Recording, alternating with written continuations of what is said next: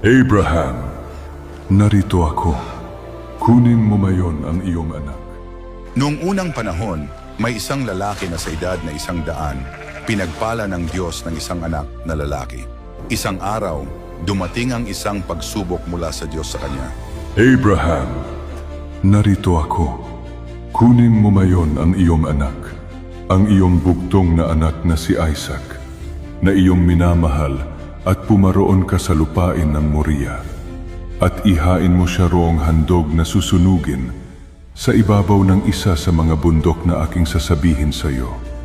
Ang utos ng Diyos ay kahanga-hanga, ngunit si Abraham ay sumunod ng walang kondisyon.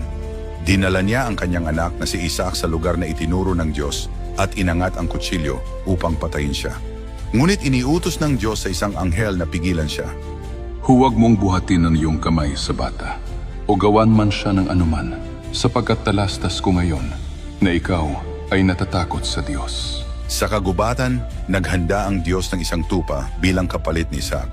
Sa aking sarili ay sumumpa ako, sapagkat ginawa mo ito, at hindi mo itinanggi sa akin ang iyong anak, ang iyong bugtong na anak, na sa pagpapala ay pagpapalain kita, at sa pagpaparami ay pararamihin ko ang iyong binhi, na gaya ng mga bituin sa langit, at gaya ng mga buhangin sa baybayin ng dagat. At kakamtin ng iyong binhi ang pintuang bayan ng kanyang mga kaaway. At pagpapalain sa iyong binhi ang lahat ng bansa sa lupa, sapagkat sinunod mo ang aking tinig. Kung handa kang makinig sa Diyos tulad ni Abraham at taus-pusong sumunod sa Kanya, Amen. Pagpalain ka nawa ng Diyos.